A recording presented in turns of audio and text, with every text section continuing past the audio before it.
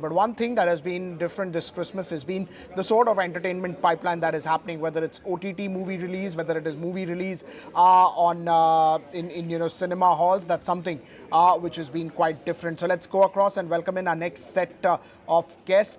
So we have Mr. Sarkar, Group CEO at Reliance Entertainment, as well as Karan Taurani, Senior VP Research Analyst at Elara Securities. So Mr. Sarkar, let me start with you first. The pipeline for both OTT as well as cinema halls seems to be quite strong.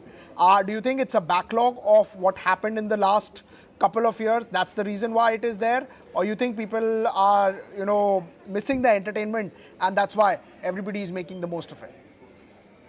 I will term it as both because, yes, you are factually correct that after 2019, between the calendar year 2020 and in the calendar year 2021, hardly we have in the late 2020 for 2-3 months, cinema exhibition industry opened up, and then again it went into a lockdown.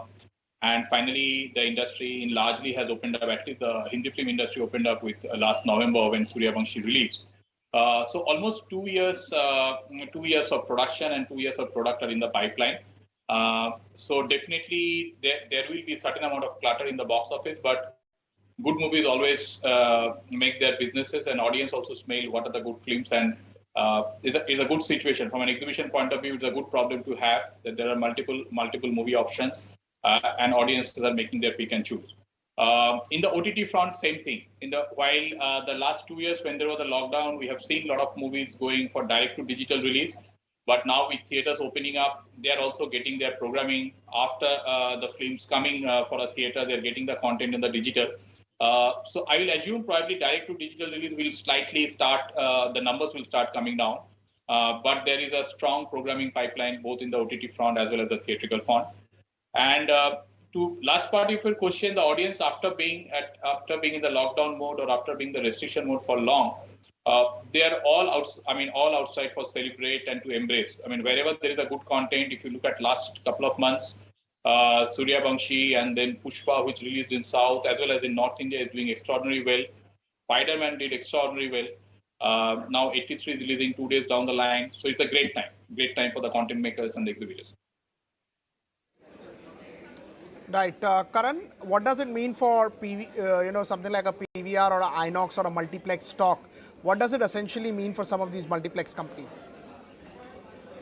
So if you look at the multiplex companies, I think there's a sharp improvement from where we have come. Right from the unlocking after wave one and the wave two, we've just started operations around August, September, getting 100% occupancy cap into multiple states, apart from Maharashtra and one more state, which is still got a 50% occupancy cap. So I think these are good signs.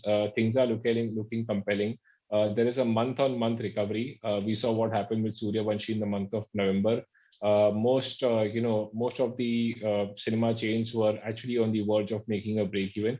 I think December we saw Spiderman, breaking records versus its earlier versions. We've seen what Pushpa has done in terms of visual content, and now with 83 coming in, I think this is only going to make things better. Don't be surprised, if the month of December we'll see probably most of these exhibition chains, breaking even. So the entire negative overhang in terms of cash burn is now slowly going away, and the footfalls are slowly and steadily, coming back to pre-COVID levels for the cinema chains. Right. Mr. Sarkar, I just wanted to understand one thing. How big is now the digital platform? So, you saw Suryavanshi getting released in theatre. Once you started to get a new pipeline, it just came in on some of the OTT platforms. So how big an opportunity is that for some of the movie makers to, first encash in cinema halls and then whatever is balanced to just go out to some of these big OTTs and sell their rights? You want to take the, you want me to address the question?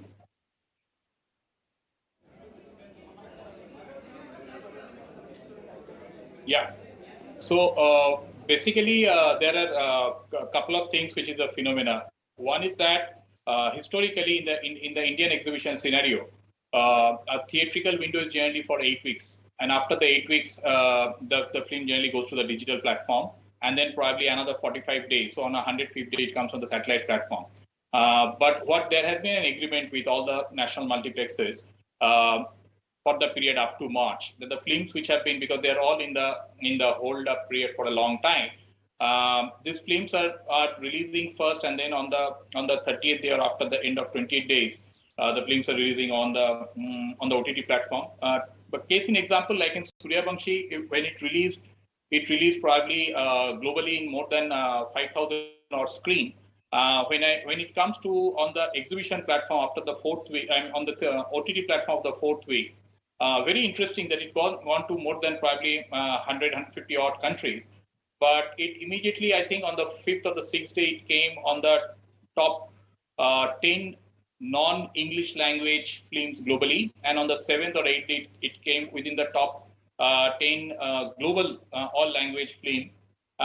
The interesting part is at the same period of time, we have seen that there is no reduction in the footfall in the theaters. So the film continued on the theaters also on the 6th and 7th and the 8th week.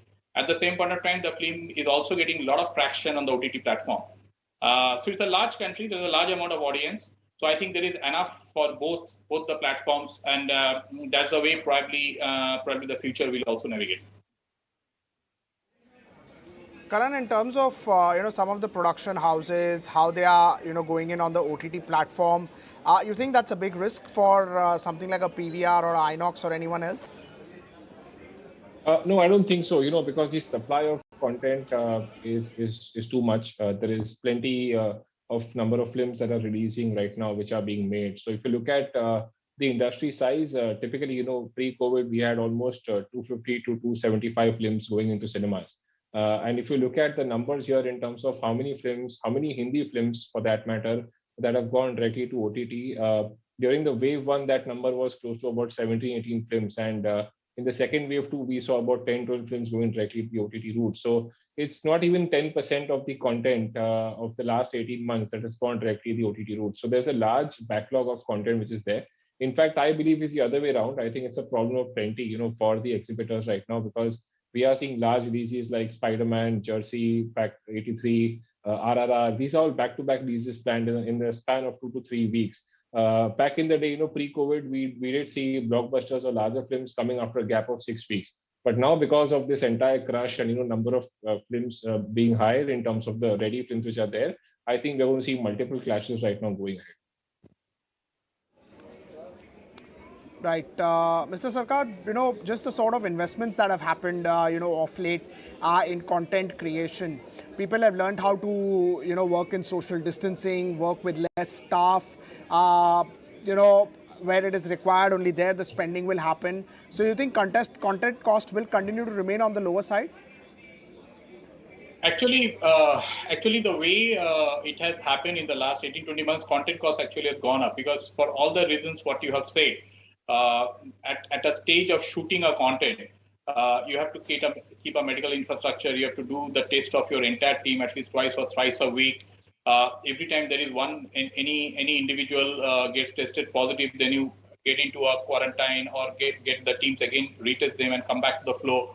So also at the same point of time, you can't probably extract the same amount of minutes of content every day basis, because shooting is happening with much more restrictions presently. So I don't foresee that content cost is coming down. And on the reverse, from an audience's point of view, audience in the entire lockdown has seen global contents. The best of the content they have seen and consumed.